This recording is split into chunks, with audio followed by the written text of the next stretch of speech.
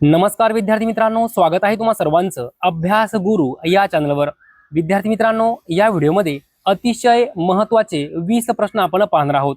20 प्रश्नांपैकी किमान 15 प्रश्नांची उत्तरे तुम्हाला यायलाच पाहिजे। पहा, या ठिकाणी प्रश्न पहिला आहे, भारतात बॉक्साईटचा सर्वात मोठा साठा कोठे सापडतो? पर्याय पहा, विचार करा आणि कमेंटमध्ये उत्तर सांगा। भारतात बॉक्साईटचा सर्वात मोठा साठा कोठे सापडतो? योग्य उत्तर आहे ओडिसा। लक्षात ठेवा, ओडिसा। पुढील प्रश्न पहा, नवीन राष्ट्रीय महामार्ग वर्गीकरणानुसार आग्रा ते कोलकाता या शहरांना जोडणारा महामार्ग कोणता आहे? नवीन राष्ट्रीय महामार्ग वर्गीकरणानुसार आग्रा ते कोलकाता या शहरांना जोडणारा महामार्ग कोणता आहे? योग्य उत्तर आहे NH19। NH19। पुढील प्रश्न पहा, अज्ञातवासी हे टोपण नाव कोणाचे आहे? विद्यार्थी मित्रांनो, हा प्रश्न वारंवार परीक्षेमध्ये विचारला गेला आहे। अज्ञातवासी हे कोणाचे टोपण नाव आहे? तर पहा, योग्य उत्तर आहे दिनकर गंगाधर केळकर। लक्षात ठेवा, दिनकर गंगाधर केळकर यांचं टोपण नाव आहे अज्ञातवासी। विद्यार्थी मित्रांनो, हेही लक्षात ठेवा, कुसुमाग्रज हे टोपण नाव कोणाचं आहे? विष्णू वामन शिरवाडकर। विष्णू वामन शिरवाडकर।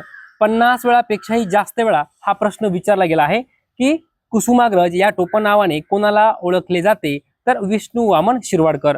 त्यानंतर केशवसूत कृष्णाजी केशव दामले, गोविंदाग्रज राम गणेश गडकरी, ग दि मा गजानन दिगंबर माडगुळकर, आरती प्रभू चिंतामण त्र्यंबक खानोलकर, बी नारायण मुरलीधर गुप्ते, बालकवी त्र्यंबक बापूजी ठोंबरे आणि अनिल आत्माराम रावजी देशपांडे। लक्षात ठेवा, या ठिकाणी हे सर्व टोपण नावे दिलेली आहेत। यावर वारंवार प्रश्न विचारला गेला आहे। पुढील प्रश्न पहा, वज्रेश्वरी झरा डॅश डॅश जिल्ह्यात आहे? वज्रेश्वरी झरा आहे कोणत्या जिल्ह्यात आहे?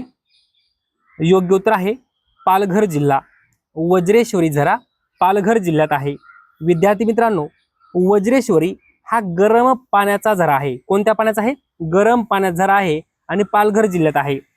आता जर आपल्याला पर्यायामध्ये पालघर जिल्हा आणि ठाणे जिल्हा दिलं तर या ठिकाणी आपल्याला कन्फ्यूज काय होणार आहे? तर पहा, ठाणे जिल्ह्याच्या विभाजनातून पालघर जिल्ह्याची निर्मिती झाली आणि नंतर मग हा झरा कोणत्या जिल्ह्यात येणार? तर पालघर जिल्ह्यात। लक्षात घ्या, हा भाग जो काही होता तो आधी ठाणे जिल्ह्यात मोडायचा, परंतु 2014 मध्ये ठाणे जिल्ह्याचं विभाजन होऊन पालघर हा नवीन जिल्हा बनल्यानंतर हा परिसर पालघर जिल्ह्याच्या हद्दीत येतो। लक्षात ठेवा, जर तुम्हाला पर्यायामध्ये ठाणे आणि पालघर दिलं, उत्तर काय असणार आहे?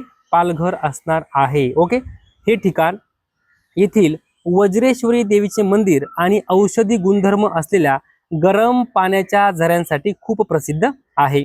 विद्यार्थी मित्रांनो, हा जो प्रश्न आहे हा पोलीस भरतीमध्ये, तलाठी भरतीमध्ये वारंवार विचारला गेला आहे।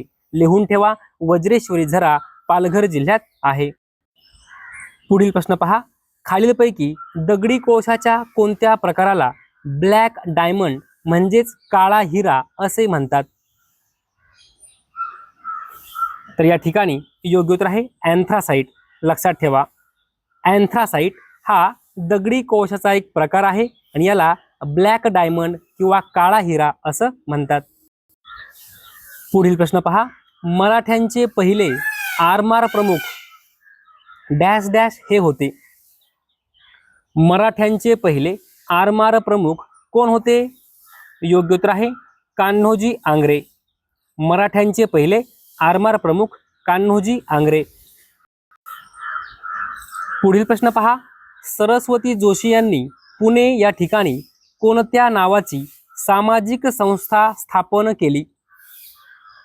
सरस्वती जोशी यांनी पुणे या ठिकाणी कोणत्या नावाची सामाजिक संस्था स्थापन केली? योग्य उत्तर आहे श्री विचारवती। श्री विचारवती। पुढे पहा, खालीलपैकी कोणता पर्याय योग्य आहे? पर्याय पहा, गोपाळ हरी देशमुख यांना लोकहितवादी म्हणून ओळखले जाते। विद्यार्थी मित्रांनो, बरोबर आहे का? 100% बरोबर आहे. लोकहितवादी म्हणून गोपाळ हरी देशमुख यांना ओळखले जाते, बरोबर आहे. दुसरा पर्याय पहा, महाराष्ट्र विधानसभेची एकूण सदस्य संख्या 288 आहे, बरोबर आहे का? तर बरोबर आहे. महाराष्ट्र विधानसभेची एकूण सदस्य संख्या 288 आहे. तिसरा पर्याय पहा, नॅशनल केमिकल लॅबोरेटरीचे मुख्यालय पुणे येथे आहे, बरोबर आहे का? 100% बरोबर आहे. विद्यार्थी मित्रांनो, तीनही पर्याय बरोबर आहे. आपल्याला काय विचारलं आहे, कोणता पर्याय योग्य आहे? या ठिकाणी तीनही पर्याय योग्य आहे, म्हणून योग्य उत्तर आहे 4 नंबर पर्याय, सर्व बरोबर, सर्व बरोबर. पुढील प्रश्न पहा, ग्रामपंचायत निवडणुकीसाठी मतदानाचे किमान वय किती आहे? योग्य उत्तर आहे 18 वर्ष. पुढे पहा, देशाचे दुश्मन हे पुस्तक कोणी लिहिले? देशाचे दुश्मन. योग्य उत्तर आहे दिनकरराव जवळकर, दिनकरराव जवळकर. पुढे पहा, आनंद गगनात न मावणे या वाक्यप्रचाराचा योग्य अर्थ कोणता? आनंद गगनात न मावणे. योग्य उत्तर आहे खूप आनंद होणे. आनंद गगनात न मावणे, खूप आनंद होणे. पुढे पहा, ॲम्नेस्टी इंटरनॅशनल, ॲम्नेस्टी इंटरनॅशनल ही संस्था कशाशी संबंधित आहे? योग्य उत्तर आहे मानवी हक्क. ॲम्नेस्टी इंटरनॅशनल ही जी काही संस्था आहे ती मानवी हक्काशी संबंधित आहे. पुढे पहा, पळसाला पाने डॅश डॅश. काय? 4, 5, 3, 6. काय उत्तर असणार आहे? 3. पळसाला पाने 3. पुढे पहा, महाबळेश्वर जिल्हा सातारा या ठिकाणी कोणती नदी उगम पावते? पर्याय पहा आणि विचार करा. विद्यार्थी मित्रांनो, योग्य उत्तर आहे 2 नंबर पर्याय, कृष्णा.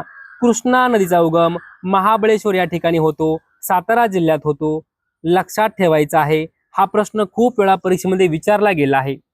पुढे पहा, शौर्य दिवस कोणत्या दिवशी साजरा केला जातो? शौर्य दिवस.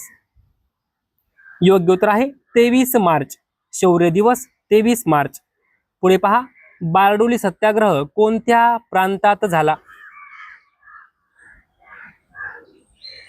बारडोली सत्याग्रह कोणत्या प्रांतात झाला? योग्य उत्तर आहे गुजरात. लक्षात ठेवा, गुजरात. पुढे पहा, क्ष किरण म्हणजे काय? क्ष किरण म्हणजे काय? योग्य उत्तर आहे विद्युत चुंबकीय लहरी. विद्युत चुंबकीय लहरी. पुढे पहा, राष्ट्रकुल संघटनेचं मुख्यालय कुठे आहे? राष्ट्रकुल संघटनेचं मुख्यालय कुठे आहे? योग्य उत्तर आहे लंडन या ठिकाणी. समवर्ती यादी कोणत्या देशाकडून घेतली आहे? विद्यार्थी मित्रांनो, समवर्ती यादी यालाच काय म्हणतात इंग्रजीमध्ये?